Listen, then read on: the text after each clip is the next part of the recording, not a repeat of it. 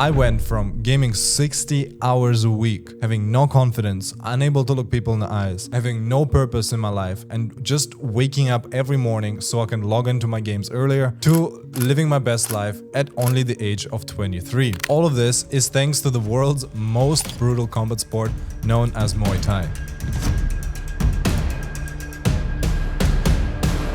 Changes stances and lands.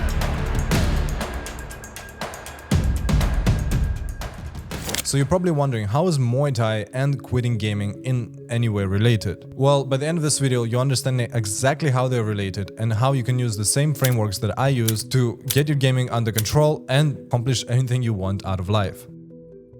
So my gaming journey started with a portable, indestructible brick of a gaming console known as the PSP. I honestly think this thing was way ahead of its time, but as soon as I got it, I was honestly addicted, and I played through all of the games that I could get my hands on. Ratchet & Clank, Dexter, Sonic, GTA, God of War. I finished all of them, and some discs I've even finished multiple times. And then fast forward 2 years to 2010, that's when I got my first PC. And that's when it got even crazy, because the games on PC were even better, and I was introduced to multiplayer gaming, where I could actually socialize with other people. But honestly speaking, I don't have that many memories from there, because every day was the same. I just go to school and then I'll play the games. But one day still stands out to me from my memory. And that was when one of my mom's friends, who was working on TV, decided to come and shoot some kind of episode at our apartment. I think they were filming something for the TV about the life of kids in our region, how they spend time and all of the different things that there are to do, and how our region was actually fun for kids. But I remember them coming into our apartment and then trying to interview me, right? Some of the first questions that they asked were, what do you do in your free time? How do you like to spend your time? What do you do at home? What do you do outside? Blah, blah, blah. And then I couldn't reply to much of them. I just told them like, oh, I like to play games on my computer. And I remember the interviewer, she was so confused. She was like, you just spend like all your time on the computer at this age? She was kind of shocked. And I remember she took a few minutes to like come up with the next questions. But the funniest thing to me was that when I was showing them the game that I play, I actually like so wanted to play that I just started playing like while we were in the interview.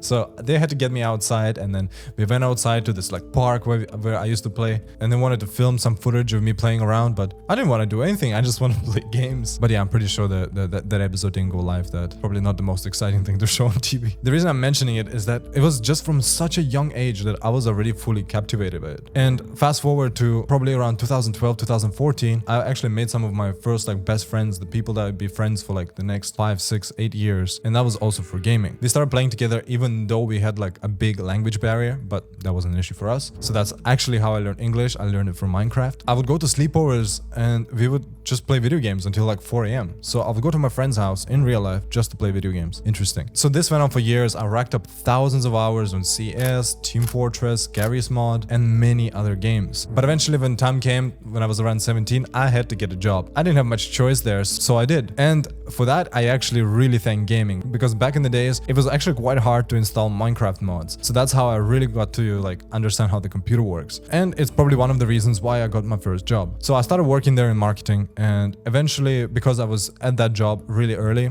I got promoted to like a manager in less than a year. It was a small business, okay? That's when I started to realize that I had a problem. Because I became a manager, I had actually more responsibilities where I had to interact with other people. That's where it became problematic, because I didn't know what to talk to people about. I didn't know how to make small talk. I couldn't even look people in the eyes. And I'm pretty sure we got some negative reviews on that business because I just didn't know how to smile. I was so awkward. I spent my entire life just playing video games, not really socializing. And at the time I was also like super skinny, super weak. I started to have all these pains in my shoulders and my back from like sitting on the computer too much. And that's when I started to realize that things like really need to change. I knew that gaming is probably not so healthy anymore. I can't just be working and then playing 6 hours every day and then not getting proper sleep and then expect to get anything out of life. And I started to cut down, and it was actually pretty damn easy. Like I started playing only like 1 or 2 hours a day because I kept myself busy with other things, and eventually I quit.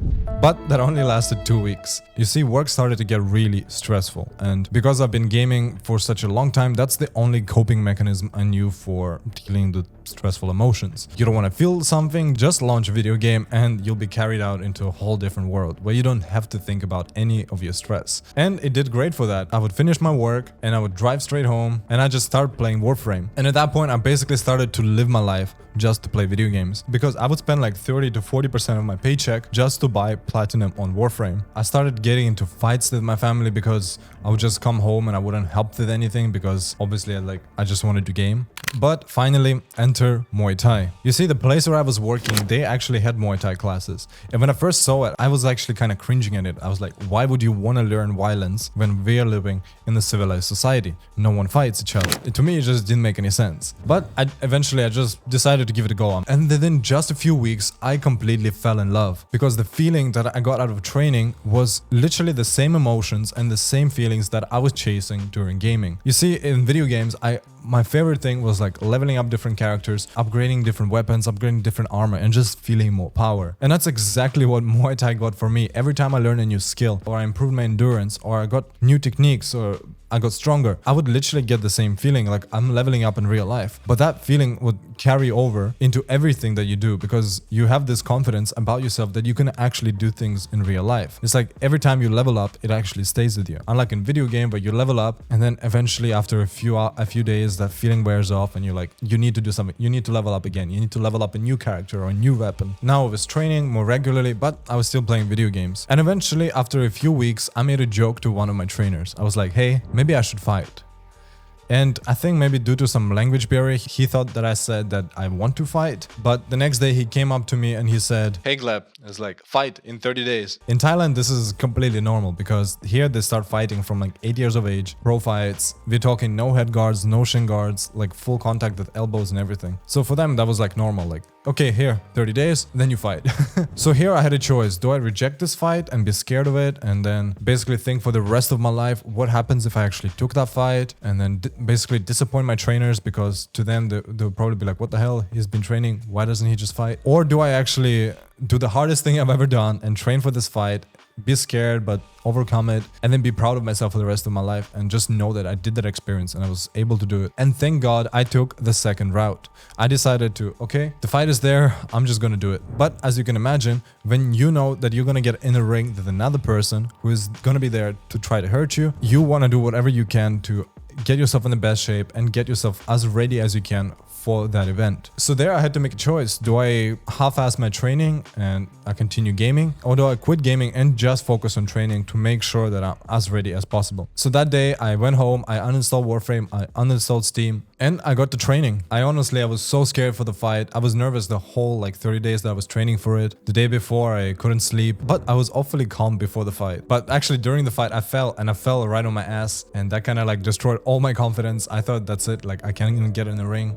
This is gonna be bad. In the first round, the guy literally just haunted my leg. He low kicked me nonstop and my leg started to hurt. But in the second round, the coach told me, he was like, look, he's already getting tired. You just have to push him and then he'll be out. Just do this. And I listened to my coach. I went in for the kill and I got the KO victory. And honestly, now thinking back at it, it's actually one of the best feelings that I've ever experienced, because I just did something that was completely terrifying, scary, like beyond belief, something that I never thought I'd do, and I won. I came out victorious. Whatever feeling I got before from playing video games and raiding dungeons and getting like rare 0.01% items and pulling off like 1v5 clutches in CSGO, none of it compared to an actual accomplishment in real life that you worked your ass off and you actually felt like real life emotions and you had real life risks behind it. I know many people say this on YouTube, but life is the real video game. It is the best video game. So this was the first mindset shift, is that like really understanding that life is the real video game. The second mindset shift that I had was that video games hijack the best emotions that we feel in real life. So achieving and socializing in real life is some of the best feelings that you could ever have. Socializing with your friends, doing things together, growing together is honestly amazing. And video games do a really good job to replicate that feeling through multiplayer. And they also do the same for achievement. It's very easy to level up in video game. And as some of you already know, they're specifically designed to be at the perfect level of difficulty, where it's not too hard, yet it's just hard enough to keep you engaged. In real life, things are very, very difficult and they take a very long time.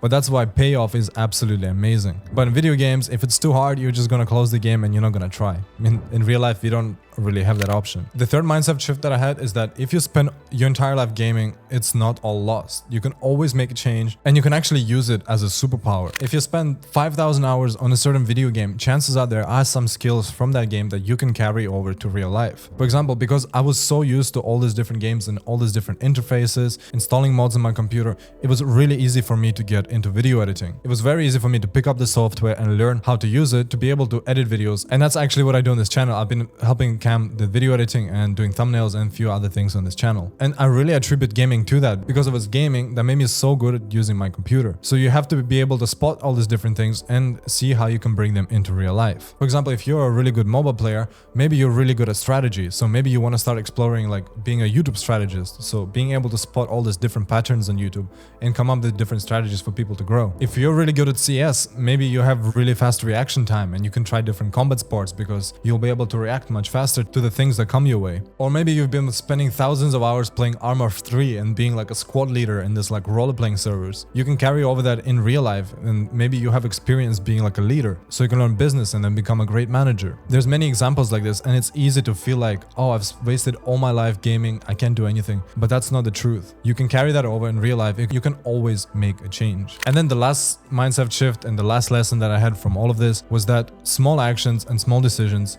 can change the entire trajectory of your life. It might seem negligible to you right now that, oh, I quit gaming, nothing much is gonna change. But as Steve Jobs says, you can never connect the dots looking forwards. You can only connect them looking backwards. It might seem for you right now that if you quit gaming and you decide to pursue some kind of professional career, that it's gonna take a long time and it's gonna be too hard. But when you're gonna look back at it in 5 years, your life might be completely different. If I didn't make a decision to do that Muay Thai stuff, chances are I wouldn't be where I am today. Because for example, for me, it was through Muay Thai that I got introduced to photography. And then eventually, because of that, I started doing Muay Thai videography. And that's how I got my first client for doing YouTube videos. And eventually I got other clients and I was able to become location independent. And now I have my own YouTube channel. All of this was just from a small decision of deciding to train Muay Thai. So never be afraid to change or try new things. So if you made it to the end of this video and you want help with quitting gaming, or you know somebody who needs help quitting gaming, then make sure to check out gamequitters.com. You can check out our program there, and we also have this quiz that you can take to see if you have a gaming problem. And if you found this video inspiring, make sure to click on the video on the screen now to see one of our latest interviews. I'll see you there.